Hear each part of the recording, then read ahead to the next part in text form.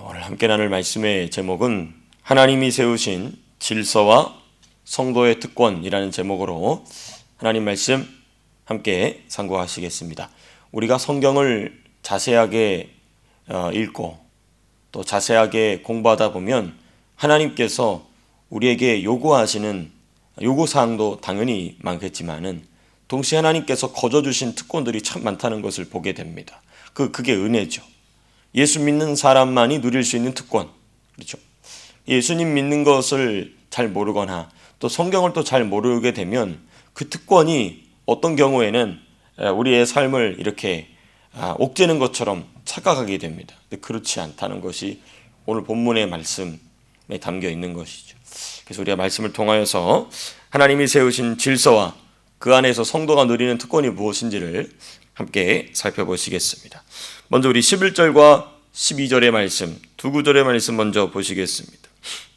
11절과 12절의 말씀의 핵심은 무엇인가? 요지는 이겁니다. 육체의 정욕을 제어하라고 권면하고 있는 것입니다. 11절 이렇게 시작이 됩니다. 사랑하는 자들아, 고류민과 나그네 같은 너희를 권하노니 영혼을 거슬러 싸우는 육체의 정욕을 제어하라. 여기 중요한 단서들이 나옵니다. 중요한 정보들이 담겨져 있습니다. 육체의 정욕은 무엇을 거슬른다는 것이죠? 영혼을 거슬린다. 누구의 영혼이겠습니까? 그 본인의 속사람을 거슬러 싸움을 일으킨다는 것입니다. 어제 우리가 나눴던 말씀의 맥락에서 보게 되면 썩지 아니하는 씨앗으로 피어난 시들지 않는 꽃을 영원한 꽃을 상하게 한다. 무엇이? 육체의 정욕이 그렇습니다. 여러분, 육체의 정욕을 제어하라는 말씀은 이 사도들의 서신서에는 다 나옵니다. 다 나오는데 그 육체의 정욕을 제어하라, 육체의 정욕을 다스리라 해놓고 그 다음 말이 나오는 게 이제 다양하게 나옵니다. 다양한 주제들이 나오죠. 오늘도 사도 베드로가 육체의 정욕을 제어하라는 사도들이 늘상 가르치고 있는 주제를 말해놓고 왜 그 주제를 말했는지가 그 뒤에 나옵니다. 12절에 나오죠. 너희가 이방인 중에서 행실을 선하게 가져 너희를 악행한다고 비방하는 자들로 하여금 너희 선한 일을 보고 오시는 날에 하나님께 영광을 돌리게 하려 함이라. 그러니까 지금 11절에서 말하고 있는 육체의 정욕을 제어라는 것은 특별히 왜냐하면 육체의 정욕을 제어한다는 것이 상당히 많은 분야에서 이야기할 수 있지 않겠습니까?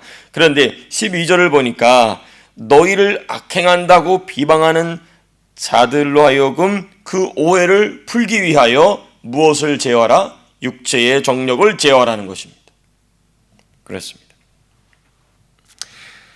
그러니까 비방하는 자들은 성도와 그 신앙을 오해하고 곡해하고 미워함으로 비방합니다.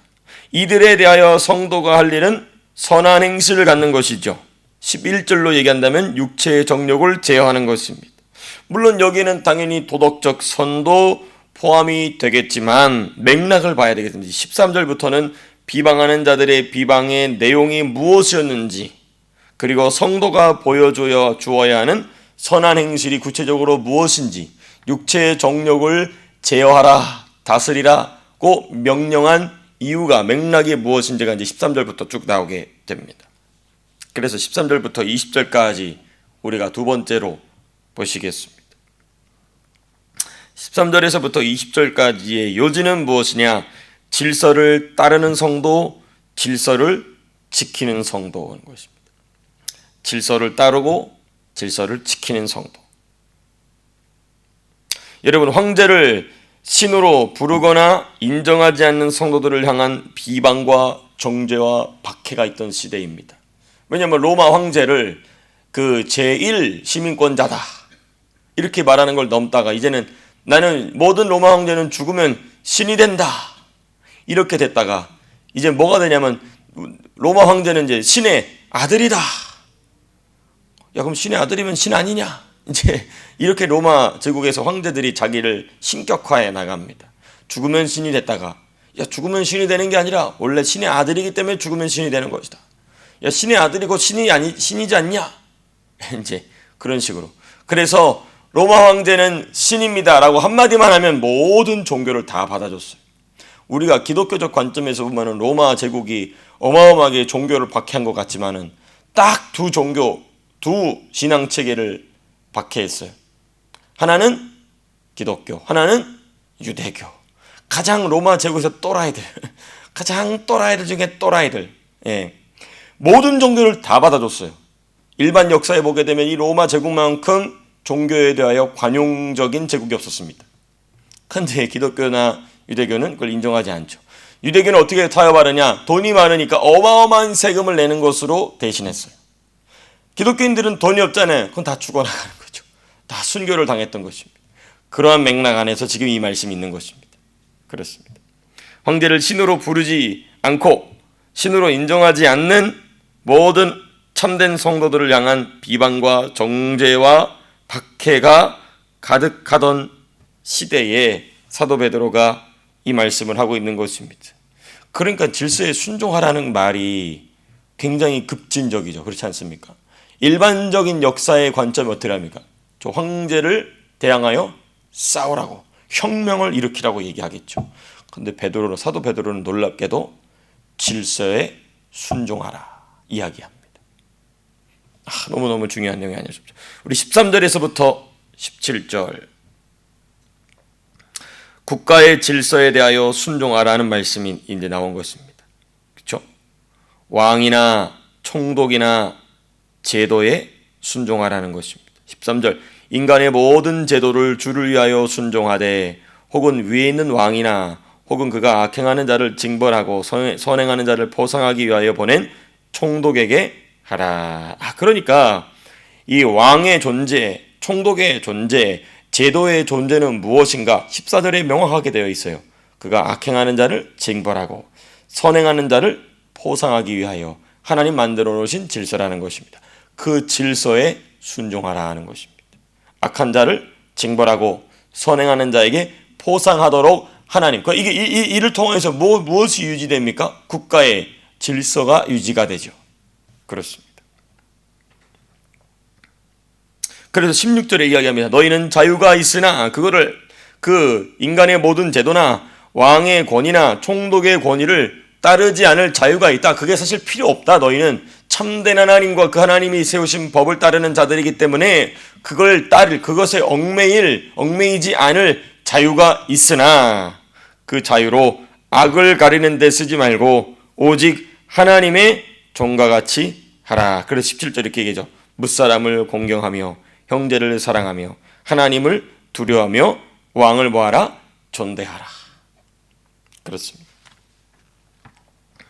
여러분 악한 영은 이 전체를 혼란에 빠뜨립니다. 질서를 무너뜨림으로 모든 공동체를 혼란에 빠뜨립니다. 그러나 성령 하나님은 질서를 통하여 평안을 누리게 하십니다. 질서를 통하여 평화를 누리게 하십니다. 여러분 역설적이게도요. 그 이교 사상으로 쩔어 있는 로마 제국 때문에 사실 수많은 민족들이 번영을 누리게 됩니다. 강력한 제국 하나가 등장하니까 더 이상 전쟁이 발생합니까? 안 합니까? 안 하죠. 그리고 제국은 부유하게 되기를 원하니까 주변 국가 뭐 하게 됩니까? 통상하기 시작합니다. 무역을 시작하게 되죠. 무역으로 서로 얽히기 시작하면 서로 싫어도 싸움을 잘 일으키지 않는 것이 인간의 본성입니다. 그러니까 오히려 그 로마 제국 때문에 나중에는 로마 제국 안에서 기독교인들이 상당한 박해와 핍박을 받았지만 오히려 로마 제국이 만들어 놓은 평화 때문에, 그래서 팍스 로마나 하지 않습니까? 로마 제국에 의한 평화 하지 않습니까? 팍스 로마나. 그 팍스 로마나 때문에 사실 사도들이 로마 제국 전역으로 퍼져서 복음을 전할 수 있었죠. 매우 역설적이지 않습니까? 그래서 사도들은 그것을 꿰뚫어 보고 있었기 때문에 핍박당하고 박해당한다 할지라도 그 질서에 순복하라는 것입니다. 그 질서가 깨진 이상 더 이상 복음 전파가 평화롭게 될 수가 없기 때문인 것이죠. 로마 제국이 만들어 놓은 그 수많은 도로를 지금도 이용합니다. 근데 그 도로를 따라서 많은 전도자들이 복음을 전하죠. 그렇습니다. 그러므로 성도는 기본적으로 기본적으로 국가, 정부가 세운 질서를 모범적으로 존중하고 지켜야 할 책무가 있습니다. 뿐만 아니라 이 시대는 하나님의 은혜로 위정자들이 질서를 세울 때, 법을 세울 때죠. 왜냐하면 질서는 법으로 세워지니까 법을 세울 때 그 질서가, 그 법이 하나님이 모든 인류에게 주신 질서를 추구하는가를 감시할 수 있다는 점입니다. 놀라운 일 아니겠습니까? 옛날에는 위정자가 정한 법을 그냥 무조건 따라했어야 됐어요. 그래서 그 위정자가 정한 법이 하나님의 법과 상충될 때는 그걸 거절했어야 됐어요.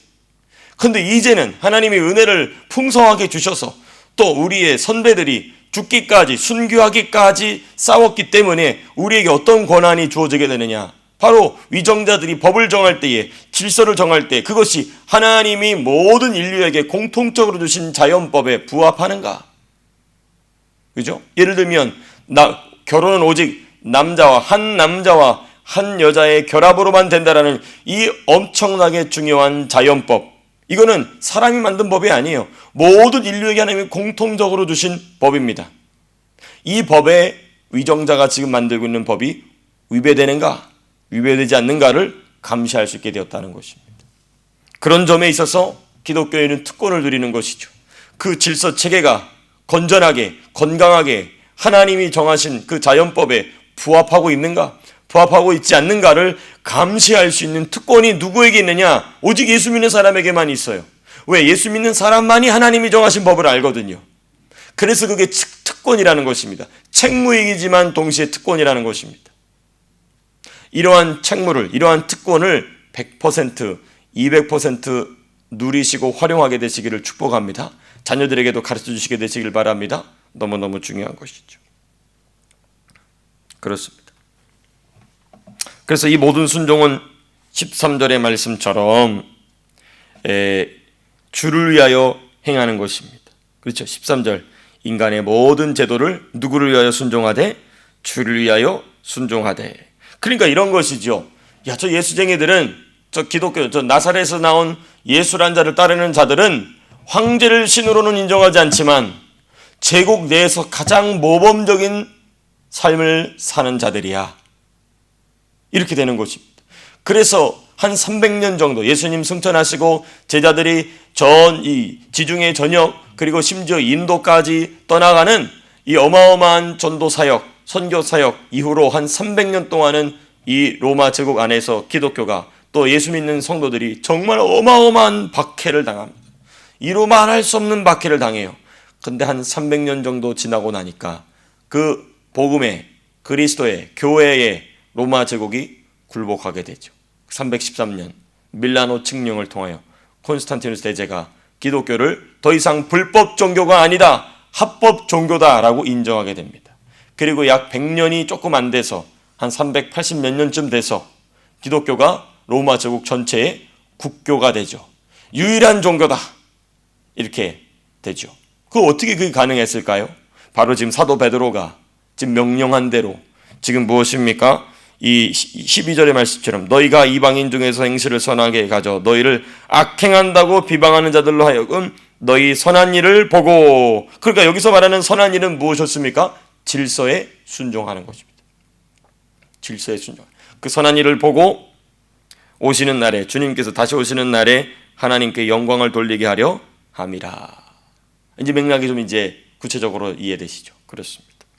그러한 맥락에서 지금 사도 베드로는 육체의 정욕을 제어하라 이렇게 얘기해요. 자, 그다음 두 번째, 질서를 지키기 위한 두 번째 권면이 어디가 나왔냐면 18절에서부터 20절까지. 이건 이제 직장에서의 순종입니다. 사회생활에서의 순종입니다. 18절 이렇게 시작이 되죠. 사환들아, 범사에 두려움으로 주인들에게 순종하되 선하고 관용하는 자들에게만 아니라 또한 까다로운 자들에게도 그리하라. 직장에서의 순종, 범사에 두려움으로 순종하라 명령하고 있어요. 역시 하나님의 법에 저촉되지 않는 영역 안에서입니다. 그렇죠? 하나님이 정하신, 이게 조금 이제 계시 영역으로 들어가야 되는데, 특별 계시와 일반 계시 있지 않습니까? 그렇죠? 하나님이 성경을 통하여 주신 이 하늘의 도덕법, 그리고 하나님께서 예수 믿지 않는 사람들에게 주신 일반 도덕법, 그렇죠? 이거에 저촉되지 아니하는 모든 순간에서는 다 순복하라는 것입니다. 특별히 19절 말씀은 그러할 경우에 발생하는 말씀에 대한 내용입니다. 19절, 부당하게 고난을 받아도 왜? 하나님이 정하신 법에 대하여서는 나는 따를 수 없다는 것이죠. 그러므로 발생하는 고난, 부당하게 발생하는 고난이 있다는 것입니다. 부당하게 고난을 받아도 하나님을 생각함으로 슬픔을 참으면 이는 아름다우나. 그렇습니다. 너무너무 중요한 말씀. 그리고 그러한 고난은 누구로부터 본받는, 누구를 본받는 것이냐? 그게 예수님 본받는 것이다 라는 내용이 21절에서부터 25절까지 나옵니다. 이를 위하여 너희가 부르심을 받았으니 그리스도도 너희를 위하여 고난을 받으사 너희에게 본을 끼쳐 그 자취를 따라오게 하려 하셨느니라. 그렇습니다. 너희에게 본을 끼쳐 그 자취를 따라오게 하려 하셨느니라. 너무너무 중요한 말씀. 이런 맥락 안에서 지금 사도 베드로는 질서에 관한 말씀을 쭉 하고 있는 것입니다. 그러니까 하나님께서 세우신 질서가 있고 그 질서를 유지하고 그 질서가 계속 보존될 수 있도록 그것을 관리하는 자는 오직 누구밖에 없느냐? 세상의 위정자 같아 보이죠. 세상 사람들 눈에 보기에는 왕이 그렇게 하는 것 같고 총독이 그렇게 하는 게 같고 대단한 권력자들이 그렇게 하는 것 같지만은 사실은 법을 만들어 놓고도 법을 지키지 않으면 무슨 의미가 있겠습니까? 그렇죠. 그런데 그 법을 만든 자들과 법을 자체를 존중하는 예수 믿는 자들로 하여금 로마의 제국의 법이 그대로 유지가 됩니다. 말씀을 맺겠는데요. 나중에 이제 로마 제국이 멸망하지 않습니까? 그 로마 제국이 멸망하고 나면 그 로마 제국의 어마어마한 유산들 있지 않습니까? 법이라든지 과학이라든지 여러 가지 체제라는 것이 완전히 사라지게 됩니다. 완전히 사라지게 돼요. 그런데 예수 믿지 않는 역사학자들도 고대 사학자들도 동일하게 동의하는 게 무엇인가? 그럼에도 불구하고 중세의 문명이라는 것이 존재할 수 있던 것은 무엇이냐? 예수 믿는 자들이 가지고 있었던 로마의 법체계가 그대로 유럽에 남게 된다는 것입니다. 그 로마의 건축법이 또는 로마의 건축기술, 이게 다 누구에게 남느냐? 예수 믿는 자들에게 남는다는 거예요. 그래서 그 예수 믿는 자들을 중심으로 중세 천년이 시작됐다라고도 많은 역사학자들이 이야기됩니다. 왜 그럴까요? 이 사도들의 권면을 따라 핍박을 받음에도 불구하고 그 로마 제국의 문화와 법과 질서에 순종하였다가 그것이 온전히 자기 것이 되는 것이죠. 그리고 그것을 또 다른 문명의 시작으로 출발하게 되는 씨앗이 바로 그때 당시의 성도들의 특권이었다는 것입니다. 그럼 이제 이 특권은 끝났느냐? 아닙니다. 지금도 동일합니다. 지금도 동일하죠. 어마어마한 타락으로 빠르게 달려가는 이 호주 땅 가운데, 여러분 호주 땅 캔버라에서 작년에 무슨 일이 있었는지 아십니까? 이 칼보리 병원이라고 큰 병원이 있어요. 로마 카톨릭 재단의 병원인데 이 칼보리 병원이 이 ACT 캔버라 정부가 정한 낙태법을 따르지 않았어요. 그랬더니 그 주 정부가 병원 자체를 아예 빼앗아 버렸어요. 병원의 소유권이 정부로 넘어가 버렸어요. 그냥 조그마한 개인 병원이 어마어마하게 큰 병원입니다. 완전히 이제 더 이상 로마 카톨릭 재단에서 그 병원을 함부로 할 수 없어요. 그 이후로 어마어마하게 많은 아기들이 엄마의 뱃속에서 낙태를 당하고 있죠. 미쳤습니다. 미쳤어요. 공산주의죠. 이게 공산주의, 이게 사회주의입니다. 이게 전체주의입니다. 이 악한 죄악으로 달려가는 시대 가운데 저와 여러분들은 어떤 특권 하나님 여전히 주고 계시느냐? 바로 그 질서를 유지하고 보수하고 개성하는 특권 주셨다는 것입니다. 오늘 한날의 삶이 그러한 특권을 누리는 한날 되시기를 주님의 이름으로 축복합니다. 자, 기도하고 마치겠습니다.